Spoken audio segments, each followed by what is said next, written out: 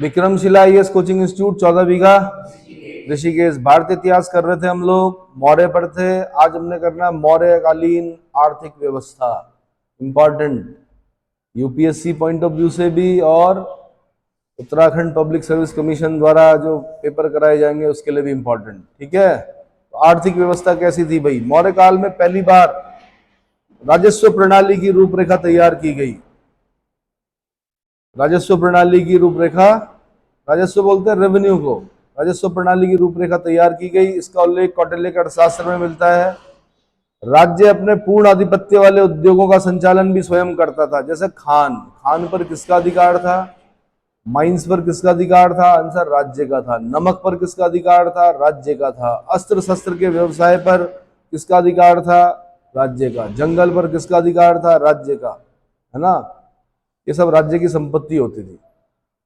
आज भी क्या होता है सुनो, जो माइंस होती हैं वो राज्य की होती है। क्या होती हैं?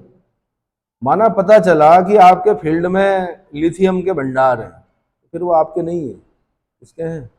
राज्य के हैं। भले रजिस्ट्री आपके नाम पे, दाखिला खारिज, खाता खतौनी जो भी है सब आपके नाम पे, पर बड़ा भंडार मिल गया, 1-2 एकड़ पर आपके क्या मिल गए? लिथियम के भंडार मिल गए, तो उस पर राज्य का अधिकार है। पेट्रोल निकल गया, पेट्रोल निकल गया तो वो भी राज्य का है। आज भी क्या होता है? राज्य का ही अधिकार होता है किस पर? खान पर। फिर खान का आवंटन किया जाता है, ये पता है। जैसे कोयले की खान है तो उसका आवंटन होगा।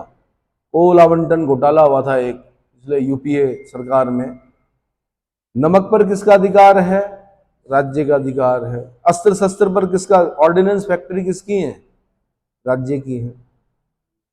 जंगल किसके हैं? राज्य के। भाई जंगलों पर किसका अधिकार है? राज्य का अधिकार है।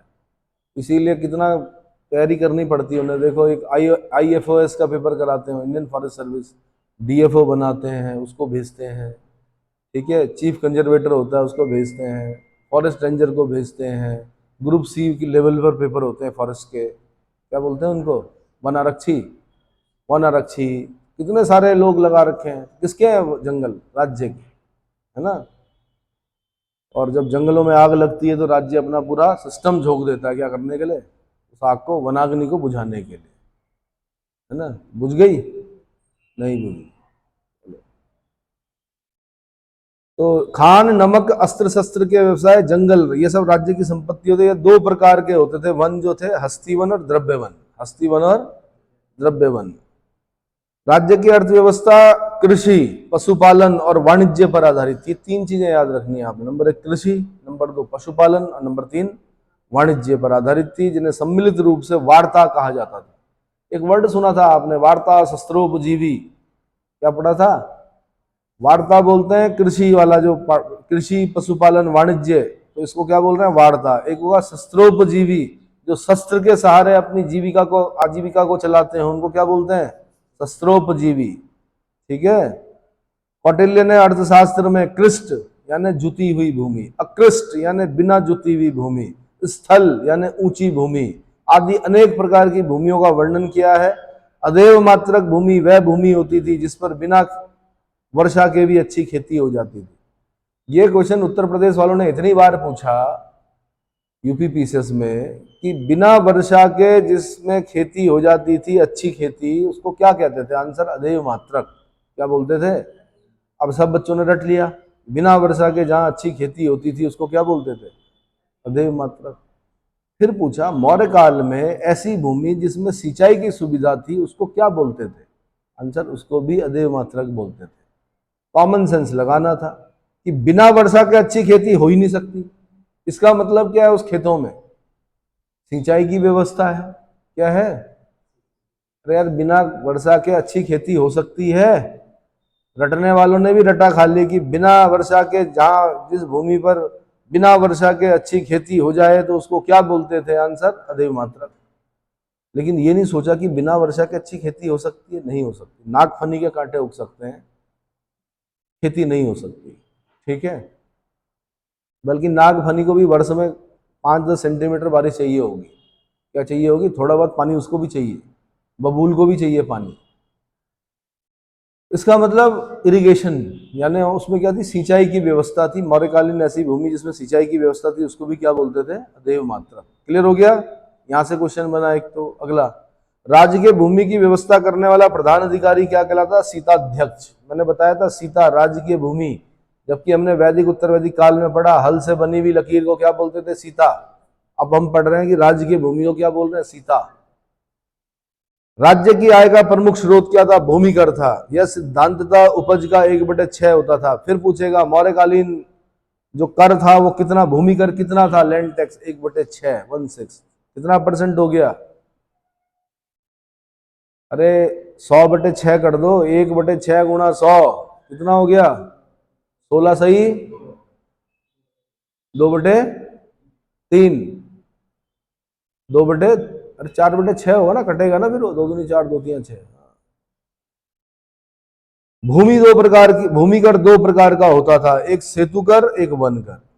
एक सेतु कर और एक वन कर। राज्य की आय के लिए विभिन्न प्रकार से कर लिए जाते थे। नंबर 1 सीता, राज्य के भूमि में होने वाली आय को सीता कहा जाता था। नंबर 2 भाग, कृषकों द्वारा उत्पादित सामग्री से प्राप्त कर, उपज का हिस्सा। समुद्री आयात पर 260% कर था। समुद्री आयात पर कितना परसेंट कर था, 260। और प्रवेश से जो आयात कर था वो कितना था, 20%। निष्क्राम में कितना था, निर्यात कर कितना था, निर्यात कर के बारे में नहीं दे रखा है अर्थशास्त्र में, लेकिन ये दो शब्द मिलते हैं हमें, एक प्रवेश्य, एक निष्क्राम्य। प्रवेश्य मतलब इंपोर्ट टैक्स, प्रवेश्य मतलब इंपोर्ट टैक्स, निष्क्राम्य मतलब एक्सपोर्ट टैक्स। क्या, एक्सपोर्ट टैक्स। और समुद्री आयात पर 260% कर, इसका मतलब समुद्री यात्राएं बहुत कठिन थी भाई। क्या थी, और कठिन भी थी और सुरक्षित भी नहीं थी। ये क्या इंगित कर रहा है, ये आगे चलकर कम हो जाएगा। इसका मतलब समुद्री यात्राएं सुरक्षित हो गई और समुद्री यात्राएं आसान हो गई। समझ में आ गया। एक क्वेश्चन बार बार पूछा यूपीएससी ने, प्रणय कर। मौर्यकालीन कर व्यवस्था में प्रणय कर क्या था, तो कौटिल्य ने आपातकाल में राजा को कर वसूलने का अधिकार दे रखा था। इसी को क्या बोलते थे, प्रणय कर बोलते थे। प्रणय वैसे किसको बोलते हैं, प्रणय प्रसंग, प्रेम प्रसंग। लेकिन क्या है कि प्रणय कर, तो इससे ध्वनित नहीं हो रहा कि आपातकालीन कर होगा, लेकिन कैसा है, आपातकाल के समय राजा द्वारा लिया जाने वाला एक्स्ट्रा कर जो है उसको क्या बोलते थे, प्रणय कर। बलि एक प्रकार का भू राजस्व, एक प्रकार का हिरण्य, यह अनाज के रूप में ना होकर नगद रूप में लिया जाता था। हिरण्य वैसे भी सोने को बोलते हैं, किसको, है ना, हिरण्य गर्भा पृथ्वी को कहा गया है, जिसके गर्भ से क्या निकलता हो। सेतुबंध, एक कर क्या था, सेतुबंध, राज्य की ओर से सिंचाई का प्रबंध करना सेतुबंध कहलाता था। राज्य की ओर से सिंचाई का प्रबंध करना क्या कहलाता था, सेतुबंध कहलाता था। विष्टि, मौर्य काल में निशुल्क श्रम बेगार को विष्टि कहते थे। फोर्स्ड लेबर, क्या, मौर्य काल में इसका मतलब फोर्स्ड लेबर करवाया जाता था और उसको विष्टि बोलते थे। और ये आर्टिकल हम पढ़ते हैं जब भारतीय संविधान में जाते हैं, तो आर्टिकल 23 प्रोविजन ऑफ, हाँ जी, हाँ, provision of human trafficking and force labour, इसको क्या कर दिया गया, प्रॉविट कर दिया गया कॉन्स्टिट्यूशन के आर्टिकल 23 के द्वारा। 24 के द्वारा बाल श्रम और 23 के द्वारा ह्यूमन ट्रैफिकिंग मतलब मानव की खरीद फरोख्त को मना कर दिया गया, और दूसरा फोर्स लेबर को मना कर दिया गया। ठीक है। उपयुक्त करों के अतिरिक्त अन्य कर, वणिक कर, नाव व पत्तन कर, चारागाहों व सड़कों पर कर तथा अन्य साधनों से प्राप्त राजस्व आदि को राष्ट्र के नाम से जाना जाता था। किस नाम से, राष्ट्र के नाम से जाना जाता था। सिंचाई की ओर प्रशासन विशेष ध्यान देता था। जूनागढ़ अभिलेख किसका, रुद्रदामन का जूनागढ़ अभिलेख से चंद्रगुप्त मौर्य के गवर्नर पुष्यगुप्त वैश्य द्वारा सौराष्ट्र में एक सुदर्शन झील के निर्माण का उल्लेख मिलता है। क्या मिलता है, क्योंकि चंद्रगुप्त मौर्य का सौराष्ट्र प्रांत का राज्यपाल कौन था, पुष्यगुप्त वैश्य था। तो ये कौन लिख रहा है, ये रुद्रदामन लिख रहा है, जूनागढ़ अभिलेख में लिख रहा है। क्या लिख रहा है, तो रुद्रदामन का जूनागढ़ अभिलेख ऐसा अभिलेख है जिसमें सबसे पहले चंद्रगुप्त मौर्य का नाम मिलता है। चंद्रगुप्त मौर्य के साथ साथ उसके सौराष्ट्र प्रांत के राज्यपाल पुष्यगुप्त वैश्य का नाम मिलता है। फिर उसमें नाम मिलता है किसका? अशोक का। अशोक का सौराष्ट्र प्रांत का राज्यपाल जो है वो यवन जातीय तुषाश्व या तुषास्य है। वो भी इस झील पर काम कराता है, सुदर्शन झील पर। रुद्रदामन भी इस झील पर काम कराता है। आगे जाके स्कंदगुप्त भी इस झील पर काम कराता है। यूपी पीसीएस वालों ने पूछा कि सुदर्शन झील पर कार्य करने वाले शासक कौन कौन से थे, तो सबसे पहले चंद्रगुप्त मौर्य जिसने बनवाया, यानी पुष्यगुप्त वैश्य, पुष्यगुप्त। दूसरा अशोक। तीसरा ये क्या नाम है जिसने जूनागढ़ अभिलेख खुदवा रखा, रुद्रदामन। और चौथा स्कंदगुप्त। ठीक है। सिंचाई के लिए अलग से उपज का 1/5 से 1/3 भाग कर के रूप में लिया जाता था। भूमि कर एवं सिंचाई कर को मिलाकर किसान को उपज का लगभग 1/2 भाग देना पड़ता था। कितना? आधा देना पड़ता था। कृषि कर की मात्रा भूमि की उर्वरता पर निर्भर होती थी। मौर्य शासन का वित्तीय वर्ष आषाढ़ माह से प्रारंभ होता था। हमारा वित्तीय वर्ष कब से शुरू होता है? 1 अप्रैल से होता है। इनका आषाढ़ से शुरू होता था, जुलाई से प्रारंभ होता था। आरबीआई का कब शुरू होता है?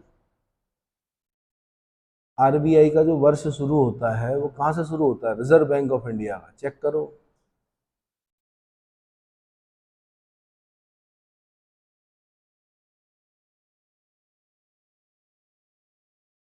हाँ जी, रिजर्व बैंक ऑफ इंडिया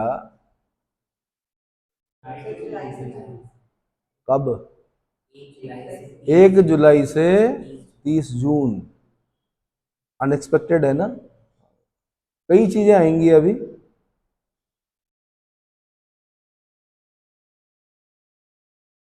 ठीक है, ठीक है भाई। मौर्य शासन का वित्तीय वर्ष आषाढ़ यानी जुलाई माह से प्रारंभ होता था। चाणक्य के अनुसार क्षेत्रक, भूस्वामी को कहते थे। क्षेत्र मतलब खेत, क्षेत्र का तद्भव क्या हो गया? खेत। क्षेत्र मतलब, और क्षेत्रक मतलब भूस्वामी। क्षेत्रक मतलब उपवास मतलब काश्तकार, उपवास मतलब कार्य करने वाला उस खेत पर, काश्तकार।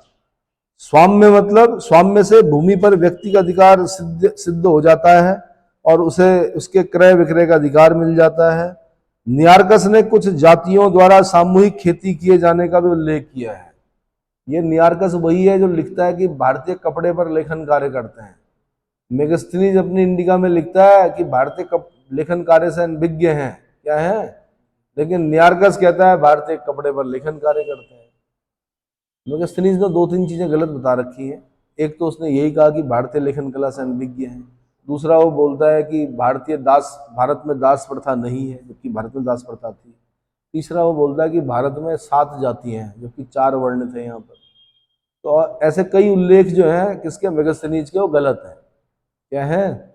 गलत है। तो नियार्कस कहता है कि कुछ जातियां सामूहिक खेती करती थी भाई मौर्य काल में। उद्योग, मौर्य काल का प्रधान उद्योग क्या था? सूत कातने और बुनने का था, कॉटन।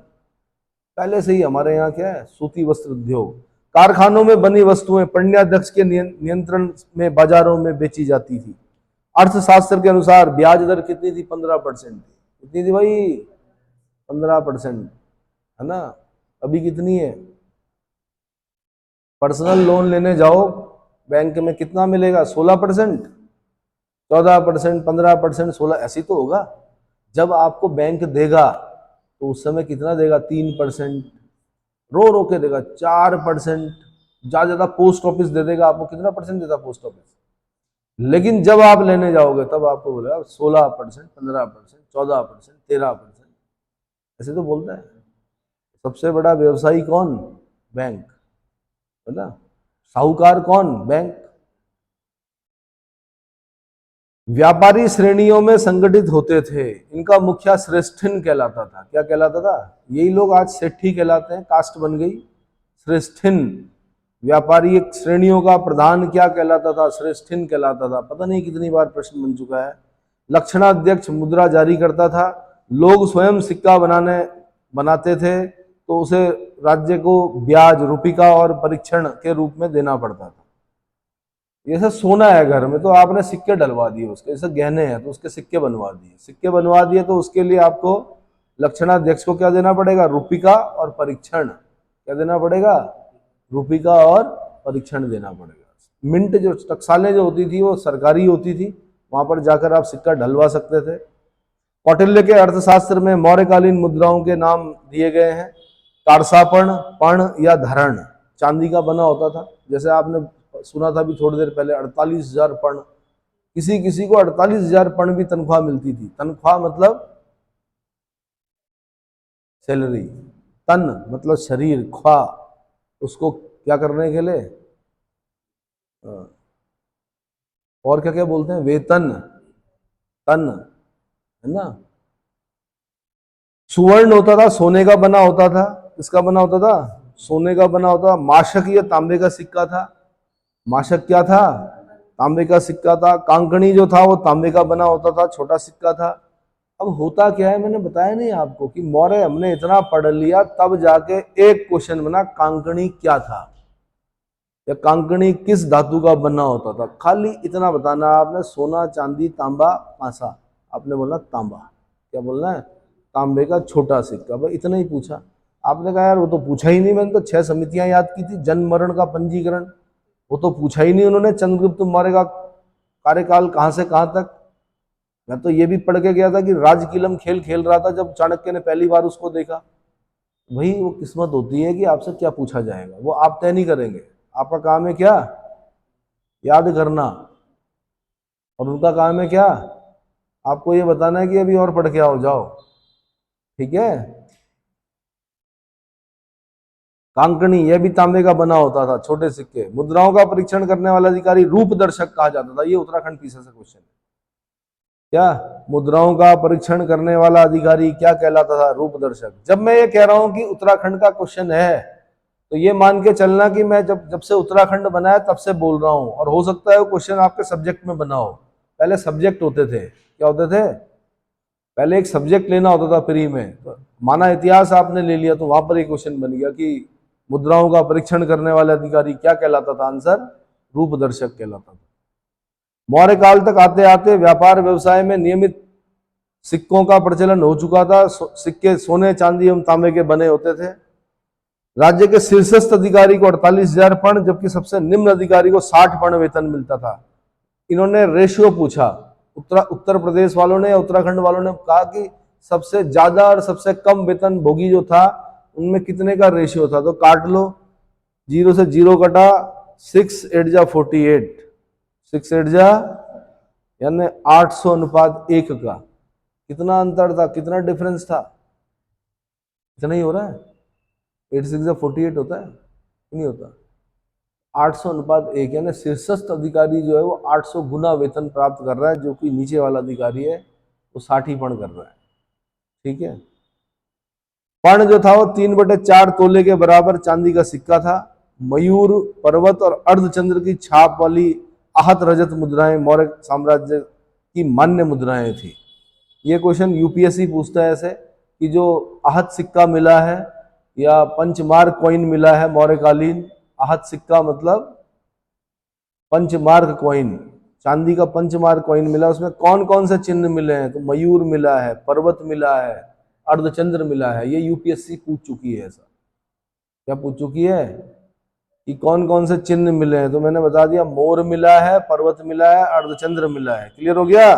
अर्थशास्त्र के अनुसार काशी, वंग, पुंड्र, कलिंग, मालवा सूती वस्त्रों के लिए प्रसिद्ध थे। काशी और पुंड्र में रेशमी कपड़े भी बनते थे। प्राचीन काल में वंग का मलमल विश्वविख्यात था। वंग मतलब बंगाल जिसको बोल रहे हैं आप, मलमल। कौटिल्य ने चीनी पट का भी उल्लेख किया, जिससे पता चलता है कि चीनी रेशम चीन से आता था। चीनांसुक रेशम कहां से आता था, चीन से आता था। अन्य वस्त्रों में दुकुल, श्वेत एवं चिकना। एक बार क्वेश्चन बना है, यूपी ने वालों ने पूछा दुकुल क्या था, श्वेत एवं चिकना वस्त्र। दुकुल क्या था, श्वेत एवं छौम, एक प्रकार का रेशमी वस्त्र का उल्लेख मिलता है। बड़ेगिरी भी एक प्रमुख उद्योग था। कौटिल्य ने कुंभकारों की श्रेणियों का उल्लेख नहीं किया है।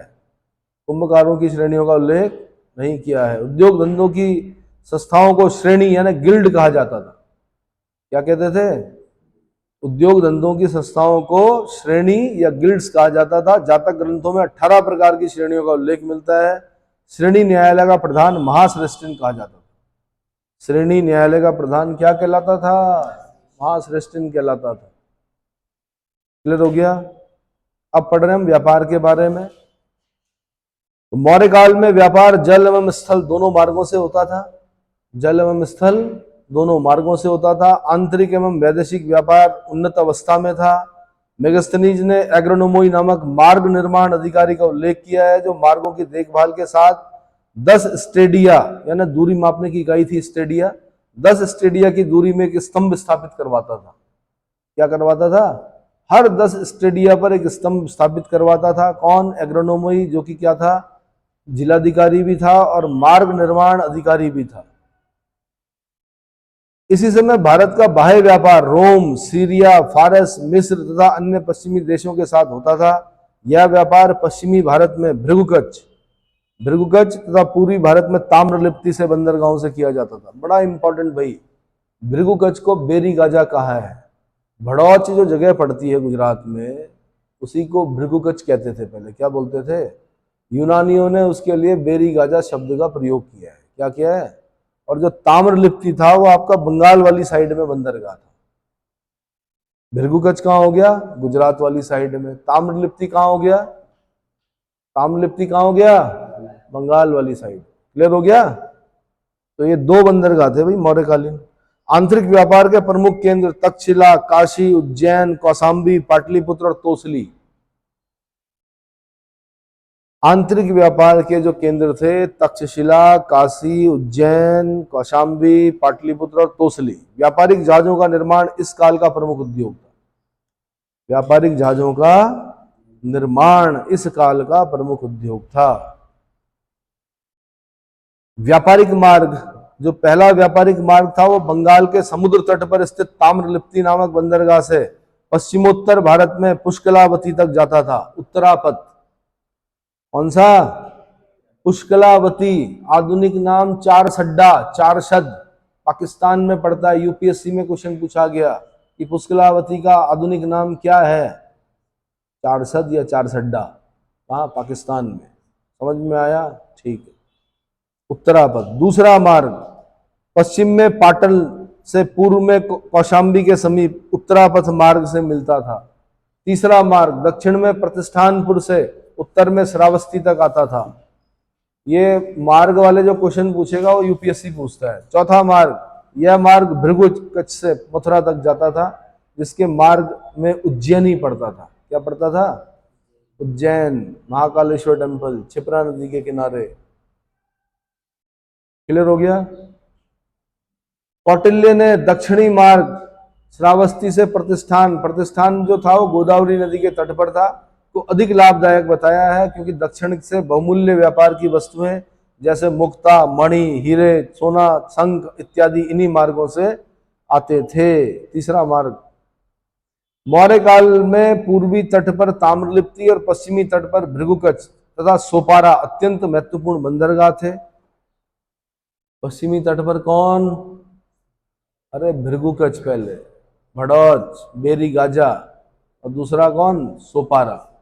भृगुकच्छ का ही नाम आज भड़ौच बोलते हैं, उसी का नाम यूनानी नाम बेरी गाजा है। ठीक है? ठीक है भाई। कौटिल्य ने स्थल मार्गीय व्यापार की अपेक्षा नदी मार्गीय व्यापार को अधिक सुरक्षित माना है। मिस्र से भारत आने वाली वस्तुओं को विनिमय अरब सागर के तटवर्ती बंदरगाहों पर होता था। भारत से मिस्र को हाथी दांत जाते थे। कछुए, सीपियां, मोती, रंग, नील और बहुमूल्य लकड़ियां निर्यात की जाती थी। ठीक है? पुराना माल संस्थाध्यक्ष की अनुमति के बिना ना तो बेचा जा सकता था, ना ही बंधक रखा जा सकता था। संस्थाध्यक्ष की अनुमति के बिना ना तो बेचा जा सकता था, ना ही बंधक रखा जा सकता था।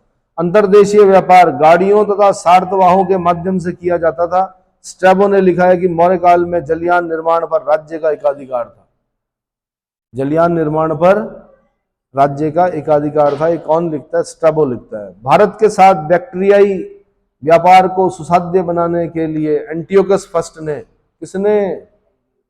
एंटियोकस फर्स्ट ने सेल्यूकस के साथ अपने संयुक्त शासन के समय एटिक मानक के स्थान पर भारतीय मानक के सिक्के प्रसारित किए। भारतीय मानक के सिक्के प्रसारित किए। एरियन हमें बताता है कि भारतीय व्यापारी मुक्ता बेचने के लिए यूनान के बाजारों में जाते थे। मुक्ता, मणि, है ना, एरियन लिखता है ऐसा। मिस्र एवं भारत के बीच मौर्य काल में होने वाले व्यापार को और अधिक बढ़ाने के लिए टॉलमी ने लाल सागर में बर्निस नामक बंदरगाह की स्थापना की। उत्तर प्रदेश पीछे से क्वेश्चन है कि टॉलमी फिलाडेल्फस ने लाल सागर पर किस बंदरगाह की स्थापना की? Answer Bernice. ये सारे क्वेश्चन पहले बन चुके हैं। ठीक है भाई। इसके बाद करना हमने सामाजिक स्थिति और धर्म। कितना हुआ समय? हाँ जी, तो इतना ही कहिए। सामाजिक